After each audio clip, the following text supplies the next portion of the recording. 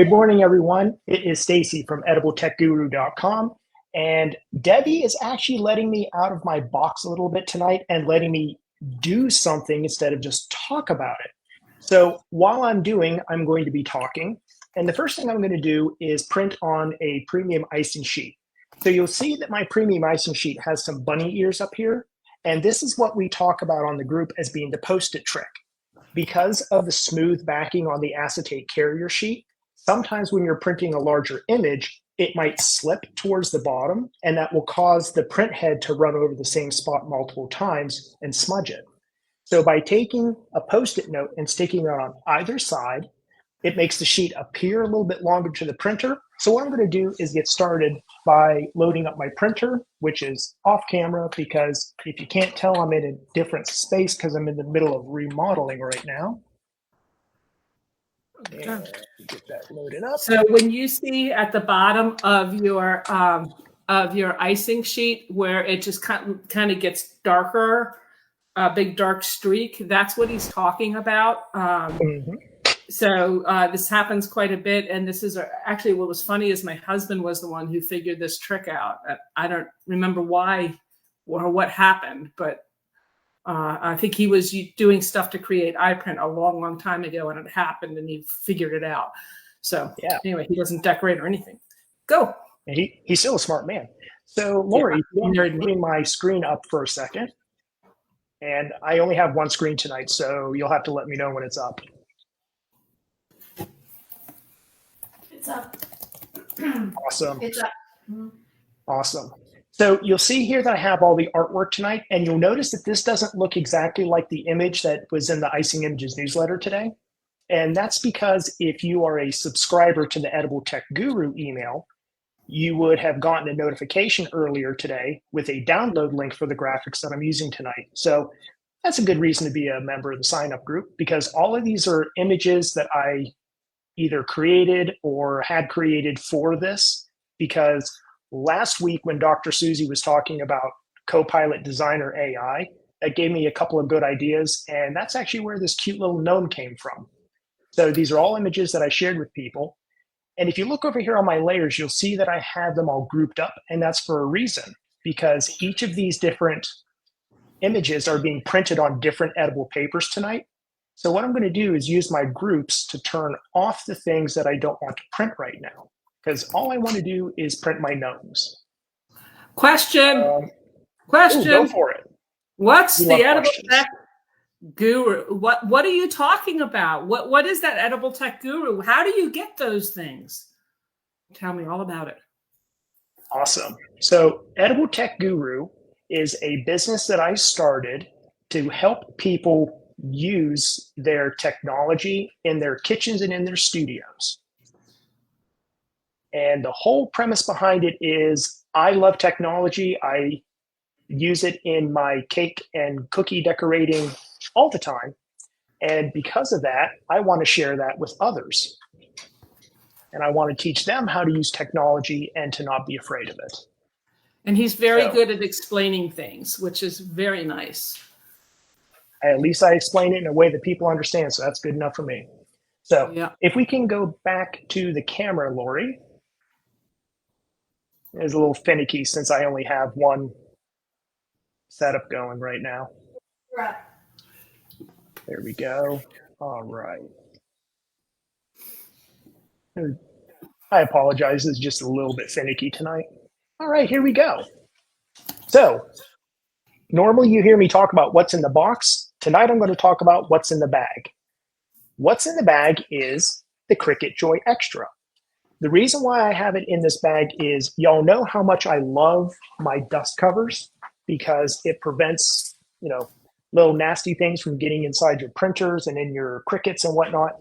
And the Cricut Joy actually comes with a dust cover in the box. And it also comes with this, it's back here somewhere, this guitar pick looking thing. That's actually a weeding tool, which is really great whenever you need to weed different images and whatnot. Let's take a look at the. What's that? What he's talking about, the kit that comes from Icing Images, is the Cricut Joy Extra with a food safe bundle. That's what comes with the cover and the pick and everything. They don't come like that normally. Right. One more reason to buy it from Icing Images. Plus, it also comes with all the amazing tech support that Icing Images offers. So one of the things you'll notice here is it looks a little bit different from the Explorer and from the Maker. First of all, you'll notice that there's no buttons on here, and that's because everything on the Cricut Joy Extra is done through Cricut Design Space.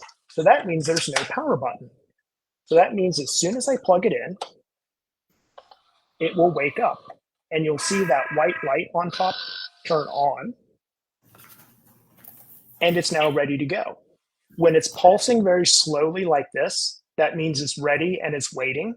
And whenever it's lit up, that means it's ready to go.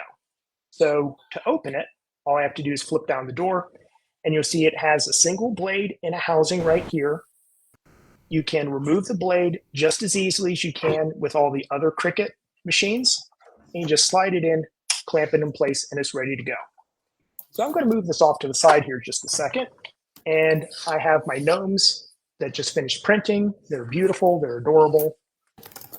And for this step, I want to get rid of my sticky notes.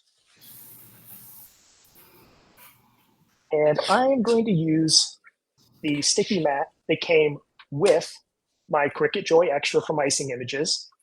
And you'll see a label on here warning you about when to use it or about when you're using it with food. And the important message here is the sticky part of a sticky mat is not food safe. So you can only safely use it to cut whenever you're cutting on a sheet that has an acetate backer, which is good because all of the sheets I'm using tonight do, because I'm using premium icing sheets and cello sheets. So you see here that I just ran my finger along the clear tab at the top, and that's just to make sure that there's nothing popped up here. I'll slide that over to the side, pop open the Cricut, and y'all have seen Cricut Design Space, so. And watch it act funny on me because it forced me to do an update right before the live started.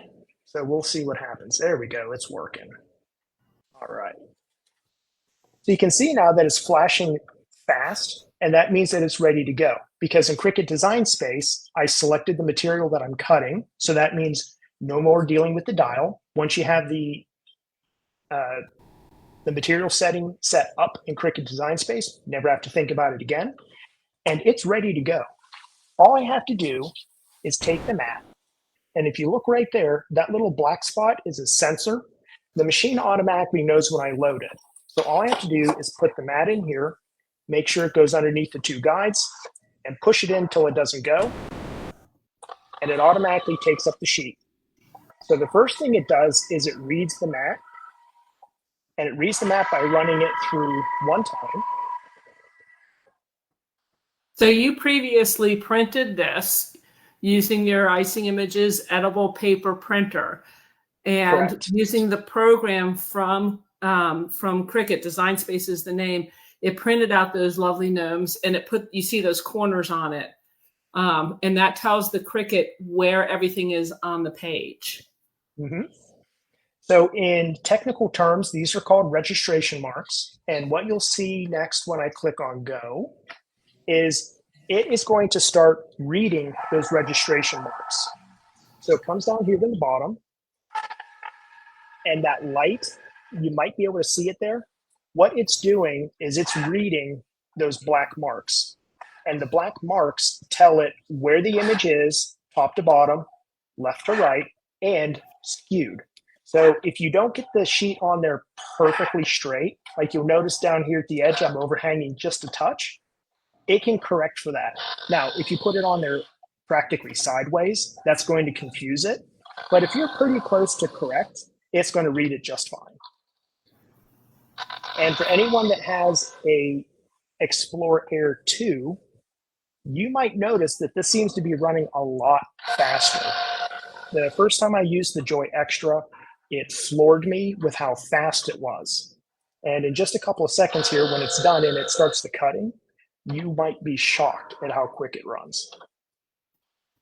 And it is just about ready to go. That's the last registration mark.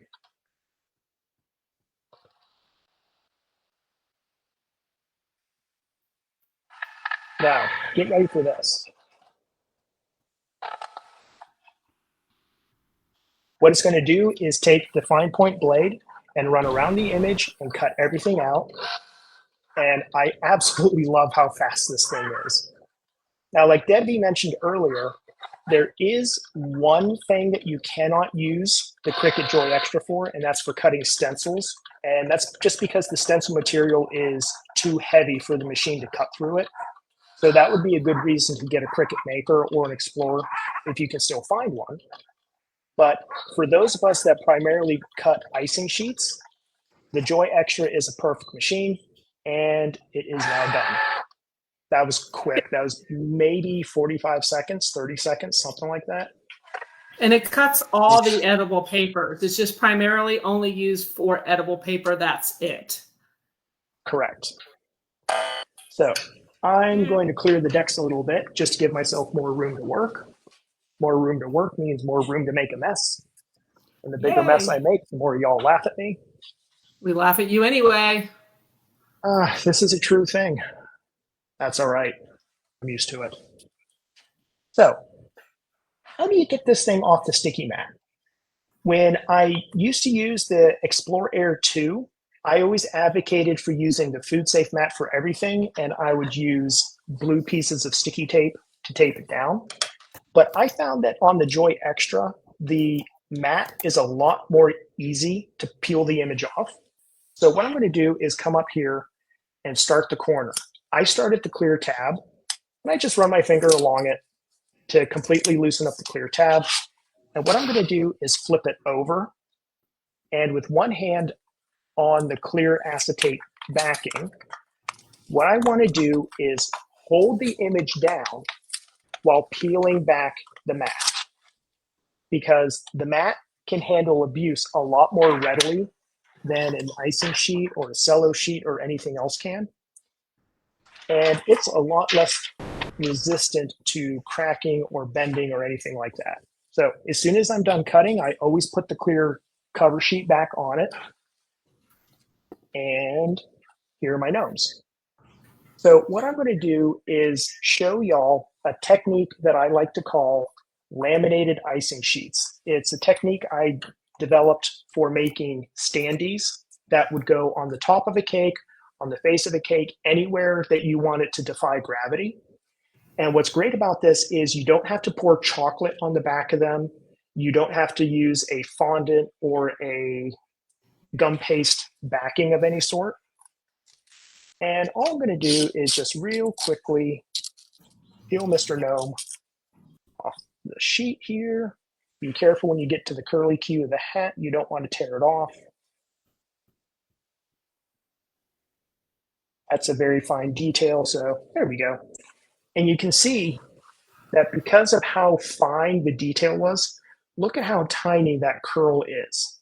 And the Joy Extra was able to just cut right through it and did it perfectly. So second verse, same as the first. A little bit louder, a little bit worse. Sorry. Oh, don't say a little bit worse. I don't want to tear it. Not on camera. No. You'll make fun of me. Wrong. Yeah, there we go. Two little gnomes perfectly weeded. Hey, how? What's the dimension of that mat? Is it 8.5 by 12? I think that's what it is. Oh, of the Cricut mat? Yeah. It's a little bit larger than A4 or letter size paper. So it's 12 inches by about maybe 8.5, 8 3/4. Okay, it's 8.5. Yeah, that's what I thought. Yeah.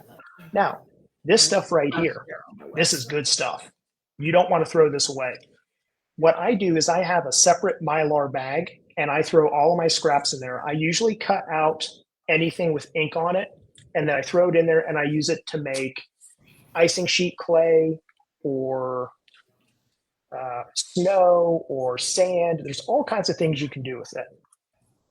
So what I'm going to do now is I'm going to take a little pot, and this is nothing special. This is piping gel that's been thinned out with a little bit of water, just so it's not quite so gloopy.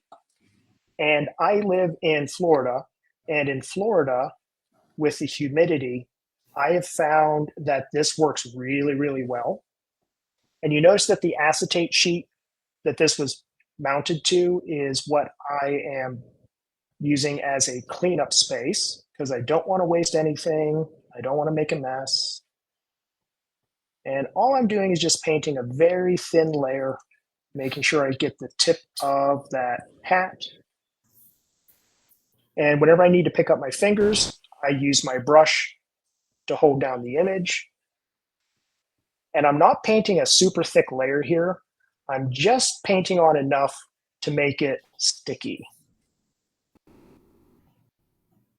And that about does it. Pick it up. And if you've ever done breading, you've heard about the wet hand, dry hand technique where one hand only does the wet stuff, one hand only does the dry stuff, and you keep from breading your hands. I'm doing the wet finger, dry finger method. So on this, I tend to dedicate my index fingers to being the part that touches the glue and my other fingers to the part that doesn't touch the glue. And what I'm going to do is take my other gnome over here. I'm going to line up the bottom edge, just like that.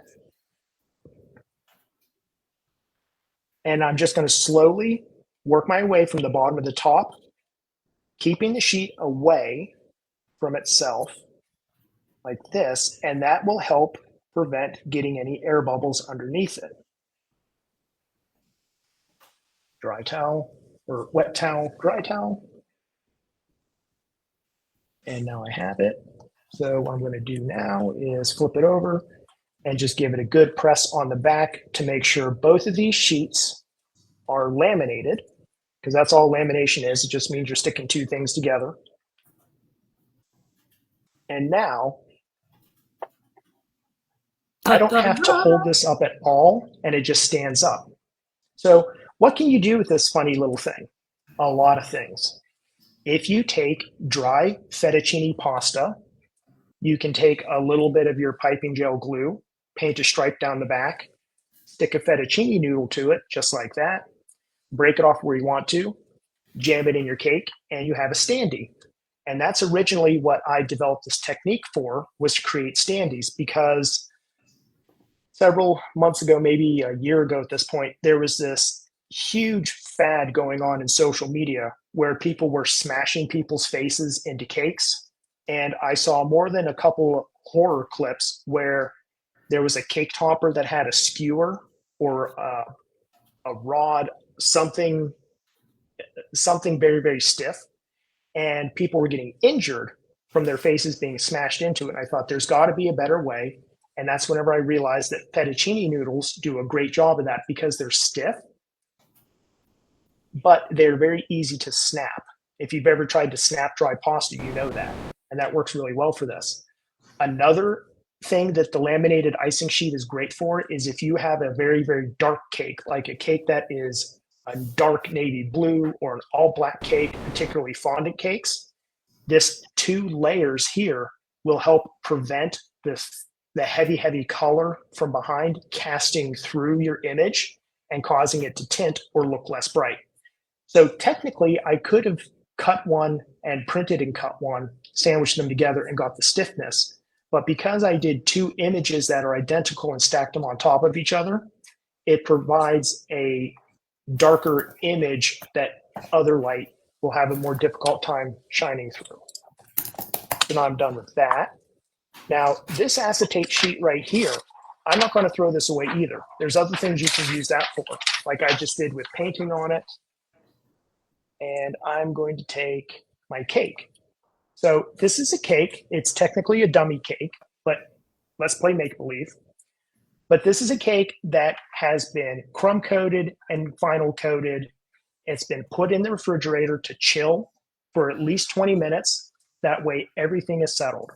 There was a conversation on the Icing Images page the other day. I think it was the Icing Images page, where someone said, oh, I did this amazing border with edible sheets, and I look at it the next day and all my sheets were crunkled.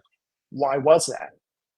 If you've ever gotten the belly bands or the sag from gravity doing its gravity thing, what happens is the weight of the cake will naturally compress your icing and it will give you these little belly bands. That's why whenever I do cakes, I do my filling and stacking, my crumb coating, then I put it in the fridge and let it rest for at least an hour. And that lets the weight of the cake settle and pop out my belly bands. That way, when I do my final coat, I clean up the belly bands.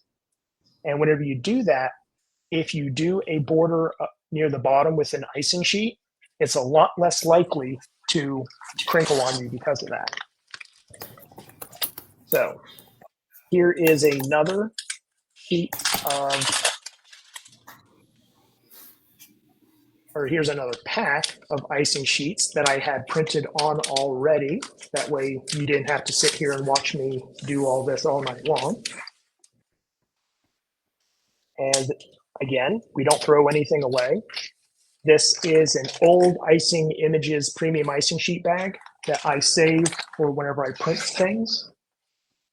And here is my border that I'm going to use on the cake.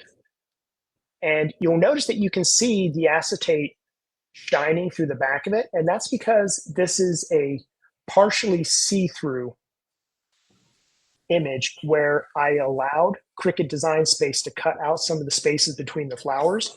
That way the icing will shine through. So it's not just one solid piece.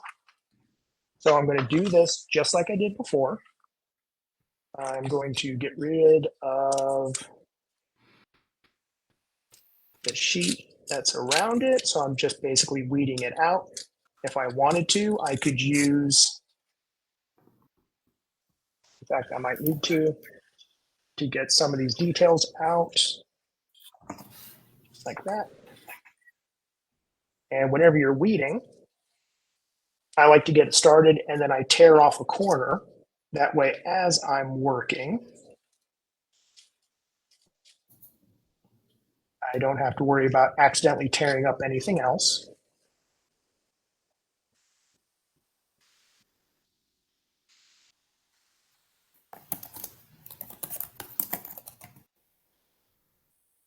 Everybody's so quiet. You haven't even asked me just one question so far tonight. What's going on? You're doing a great job. You're keeping us quiet. Actually, from my experience, when y'all are quiet, I'm about to regret it. Because that usually means someone either caught me doing something dumb or someone's going to catch me making a mistake. I don't know what's going on. Dulce says, because you are great. Don't say that. Oh my gosh. Man, I love comments like that, but y'all making me poor. I don't have any money to begin with, and I have to give someone $5 every time they say something like that. I'm just kidding. Not about the broke part. I am broke. What is he talking about? What? What are you talking What? Nothing. What? Nothing. No, what? What? Huh? What? What? What? What? Huh? What? Who's on first? What? Be very, very afraid, says Becky. Very, very afraid.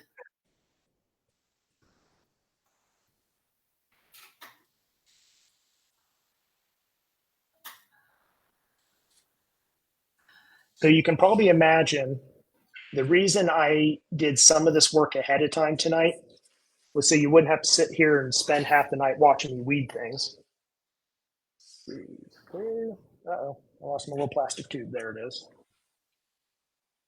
So I don't poke myself on that Not later. the plastic tube. Don't ever lose the plastic Not tube. the plastic tube.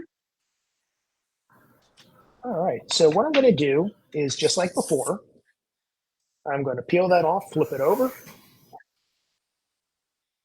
grab my piping gel, and just go to town. Looking good. Paint it on. Looking good, Lucy.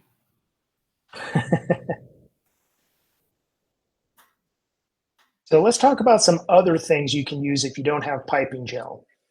Other products is like Little Honey's edible glue is a great product for this. In my humidity, I have had less luck with it working well on icing sheets, but that does not mean that there's hundreds, if not thousands of others who have had great luck with it.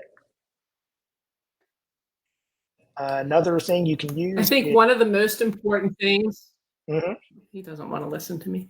One of the most important things you can do, even with piping gel, edible glue, all of that, when you're putting it on an edible paper, is to use very little. You don't want to blob it on there. If you blob it on there, you're going to hate it. Yep. What's a weed hopper? A little goes a I don't even want to. Yeah, a little goes a very long way. And I will say that Little Honey's edible glue has become my go-to when I make sugar flowers. I have yet to find another glue that works anywhere near as good as Little Honey's does on sugar flowers. In fact, you're going to see one of them in a little bit. I'm just going along. And if you're paying close attention and you haven't fallen asleep yet, you'll notice that I'm paying much more attention to painting the top than I am to painting the bottom. And that's because the top is where it's going to peel away from the cake first. So that's the part that I want to make sure is very well anchored. Whereas the bottom, well, it's already at the bottom. So who's going to worry about it? But I also don't want it curling. So that's why I'm going to go back at the last second, add just a little bit like that. Move this over here, move my cake over here. Remember, wet finger, dry finger. Now what I'm going to do is normally we talk about you bend it from the top and work your way out. I'm going to do that, but from the side. I'm going to take the bottom of my image, line it up where I want. I just realized that I forgot to do something first. What did you forget to do? I forgot the gnome. Not the gnome. The gnome goes on first. So let's see if I can do this quick enough before the piping gel starts to set. And the border's on second. Ha ha. And the border's on second, yeah. I don't know who's on third.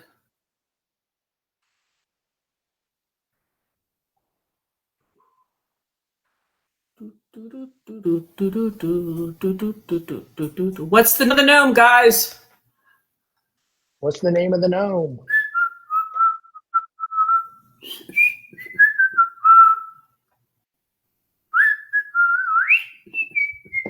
There we go. That's where I want him to sit. If I only had a gnome. A gnome of your very own. So now what I'm doing. Paula says she's in the dugout.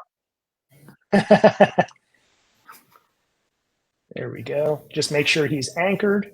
And because I did the laminated technique, his hat is not going to be any problem whatsoever.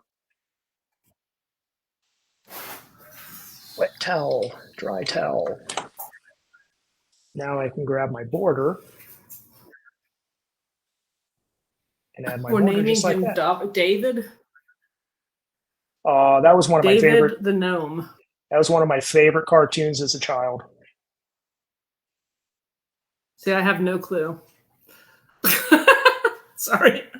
Whoops. I saw someone on YouTube started posting old episodes of it, and that was a very, very nice find because I enjoyed watching that as a child. And I got to go back to my childhood and watch it for a little bit. And let's see, I got one corner here that tried to dry out, but that's easy. Just pick it up, add a little bit of glue to it, and stick it back down.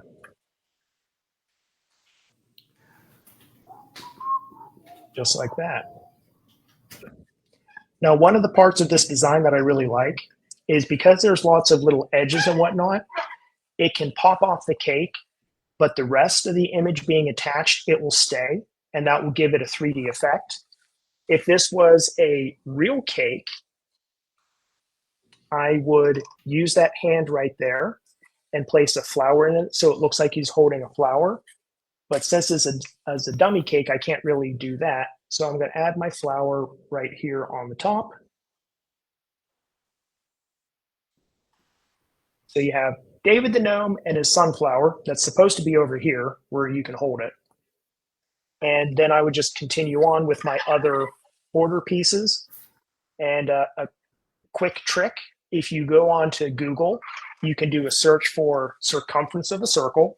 I know, I just said math words. Hang on. If you do a search circumference of a circle, it will ask you what the radius is. So take the radius of your cake, which is how wide it is, divided by 2. Punch that into the calculator, and it will tell you what the circumference is. The circumference is the distance around the cake. So what you can do in Design Space is size your image to be that circumference divided by 3.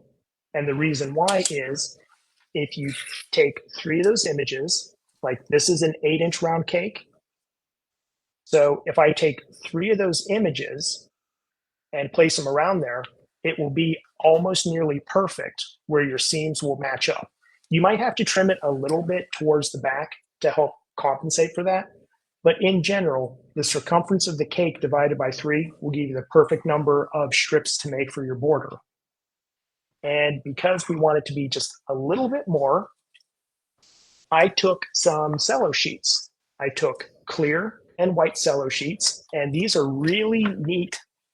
This is a really neat product because the clear ones are literally crystal clear. Like there's probably 4 or 5 left in this pack, and you can still see through them.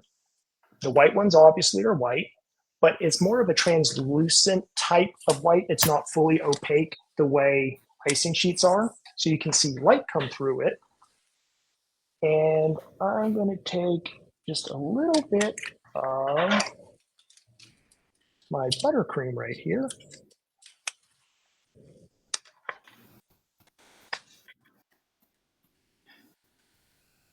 And take a piece. I'm doing this off camera for suspense.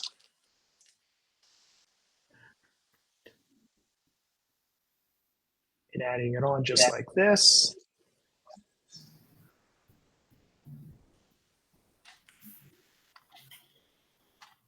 What you have is a cello sheet. Let me adjust that camera just a hair. What I have is a cello sheet that was white. I printed on it, poured isomalt over it, added a little isomalt foot. And then I took a clear cello sheet, printed a butterfly on it, poured isomalt over that. And now on my completed cake, I have this full image. And because we like going the little extra mile, I have a It's backwards, isn't it? I don't know. I can't control the camera mirroring. Did we ever figure out why I kept doing that? No. Is it backwards on your end? Yeah. It looks fine on my end. Is it backwards? Oh, okay. All right. So it's on your end. That's fine. No, as long as it's right on your end, you're good. Okay. As long as they're happy, I'm happy. So what I'm going to do is take a little vote of tea light and stick it back here. And now let me turn off one of my lights here.